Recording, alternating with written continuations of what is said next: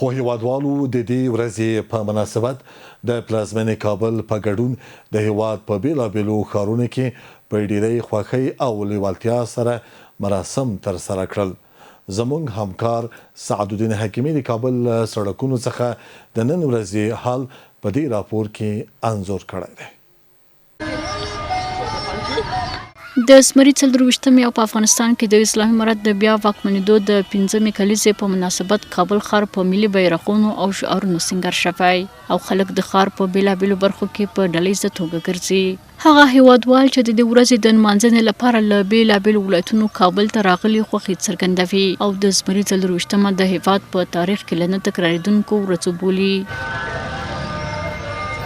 مرګ دې وي په هغو خاینینو، په هغو کافرانو، په هغو امریکانو چې د موږ 950 کونډې بورې داسې هورې پاتې شوي دي چې ډېر دی.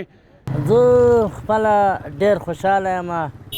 په دې خوشحالیو کې الحمدلله زه خوشحالي لمانځم او په دې باندې د دې استقلال ته خوشحاله یم.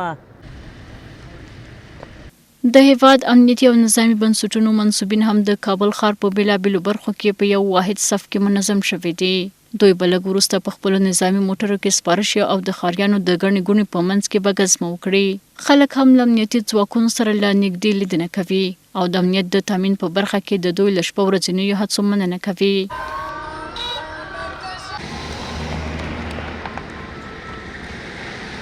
امنیتي مسؤلین ټینګار کوي چې د خپلواکۍ ورځ یوازې په شعارونو او ګسمو پورې محدوده نه ده، بلکې امنیتي ځواکونه هڅه کوي شپه ورځ د هیواد د اوسیدونکو د امنیت په تامین کې ونډه واخلي، څو خلک په بشپړه ډاډ او آرامۍ خپلې ورځنۍ چارې ترسره کړي. دغه ورځ ډیره عظیمه ورځ ده، دا ډیره محترمه ورځ ده د افغانانو په تاریخ کې. دغه ورځ باید موږ او تاسې خالي په دغسې نمایشاتو ونه لمانځو. دغه ورځ باید موږ او تاسې خالي په دغسې یو څو رسنیو والا راټول سوي، یو څو مجاهدین راټول سوي، په دې باندې اکتفا ونه کړو. موږ او تاسې د نن ورځ کې داسې شکرګزاري باید وکړو لکه د موږ او د تاسې درې ګونې امنیتي ارګانونه چې په سرحداتو کې پراته دي، د دې ملت لپاره په امنیت، په پوستو کې، په قرولو کې، په دغو کې پراته دي، تر څو پورې دغه ملت په عموم کې ټول وخت خو دا ورځ په چا باندې ولمانځي، ښه په ارامه باندې ولمانځي. په همدې حال کې د اسلامي امارت د ملي دفاع وزارت هم په جلا مراسمو کې د کابل ښار په بیلابیلو برخو کې د چورلکو په وسیله له هوا پر ښاریانو ګلان وشیندل او دا ورځ یې ونمانځله او هیوادوالو ته یې مبارکي ورکړه. او د اسلامي امارت لوړپوړي چارواکي وایي د نظام ساتنې د هیواد د امنیت او نړۍ سره د مثبت تعامل لپاره به خپلو هڅو ته دوام ورکړي. دوی همداراز هغو کړیو ته خبرداری ورکوي چې د افغانستان د نامنه کولو هڅې کوي. بلخوا افغان ولس د امنیت او ثبات ترڅنګ له حکومته غواړي چې د هیواد د ابادۍ، اقتصادي ودې او د خلکو د هوساینې لپاره لا ډیر کار وکړي. نن د زمري 24 په افغانستان کې د اسلامي امارت د بیا حاکمیت د 5مې کلیزې سره برابره ده. 15 کاله وړاندې د 2021 زیږدیز کال د اګست په 15 یا د زمري په 24 د افغانستان اسلامي امارت بیا ځلې د پلازمینې کابل او هیواد د واګۍ په لاس کې واخیسته. افغانان دا ورځ د ازادۍ ورځ بولي او د دوی په وینا دا هغه تاریخي ورځ ده چې افغان ولس یو ځل بیا له یوه اشغالګر ځواک او د هغوی پر مټ جوړ شوی حاکمیت څخه وژغورل شول. په همدې حال کې د زمري 24 په مناسبت د ریاست الوزرا اداري مرستیال مولوي عبدالسلام حنیفي وایي چې د اسلامي نظام ساتنه د هغه د تحقق لپاره تر مبارزې مهمه ده. ملت مجاهد پرور و با شهامت افغانستان از همه اقوام در جریان 20 سال مبارزه، تکالیف، زحمات و قربانی‌های بی‌دریغ را متحمل شدند. هزاران جوان شهید شد، خواهران بیوه شدند، مادران داغدار شد، اطفال عزیز یتیم شد و رنج و الم گوناگون را متحمل شدند. در نتیجه همین قربانی‌های بیشمار در 24 اسد اشغالگران از افغانستان برآمدند ملت افغانستان از اشغال آزاد شد.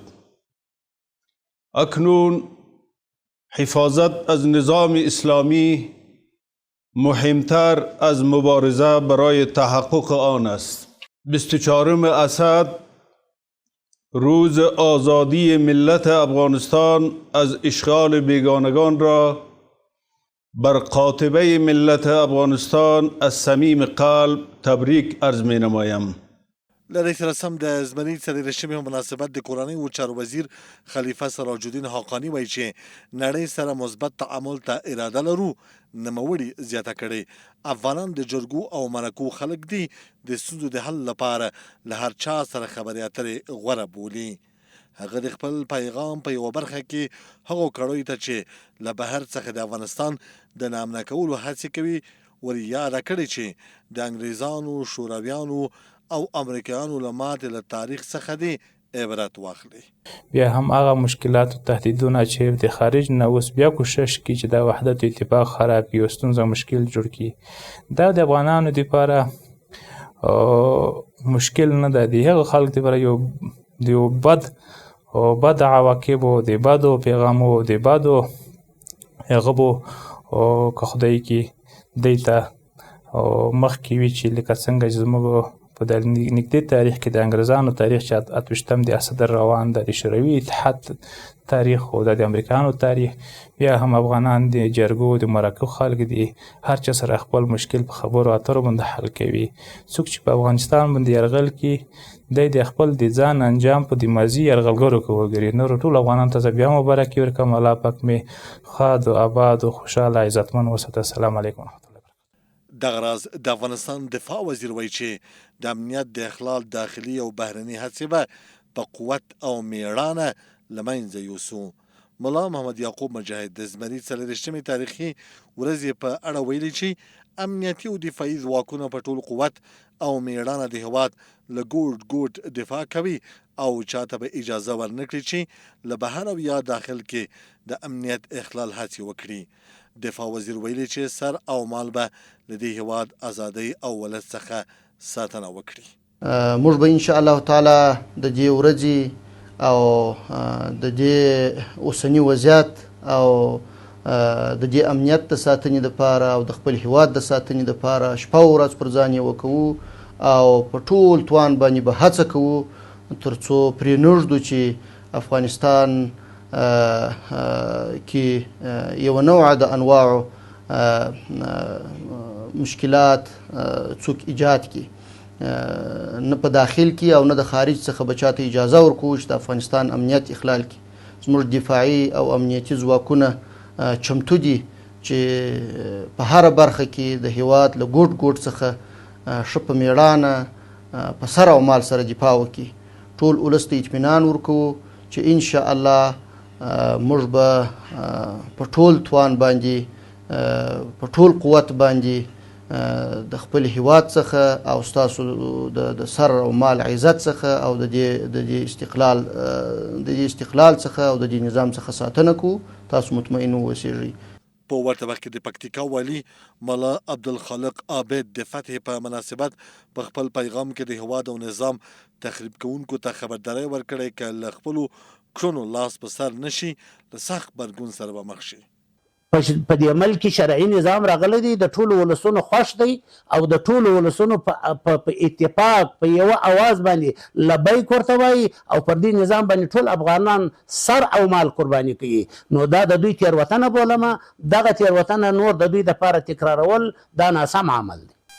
هغو خلکو ته زما خطاب دا دی چې دوی دې د خپل ناسمو حرکتو څخه نه لاس واخلي، قرار دی په خپل افغانستان کې راسي د عزت ژوند وکړي، د اسلام تر چتر لاندې دي، د آبا و اجداد څخه مسلمانان دي، په خپل ملک دي اسلامي نظام تر چتر لاندې زندگی وکړي، نور دي د تخریب او د سوشل میډیا پر مخ باندې ناسمې خبرې نه کوي او که دوی حرکت وکړي موږ به انشاءالله ښه مضبوط جواب ورکړو. د یادولو وړ ده چې افغان ولس د دې سره چې د اسلامي امارت 15 کلن حاکمیت ستایي، خو له حکومته غوښتنه لري چې لا د ولس هوسا کولو او وطن آبادۍ لپاره توجه ډیره کړي او د برخو لپاره لا ډیر کار وکړي. د یک ټلویزیون قدرمنو او معزز لیدونکو زموږ خبري سرویس په همدې ځای پای ته ورسید. له ملتیا څخه مو مننه.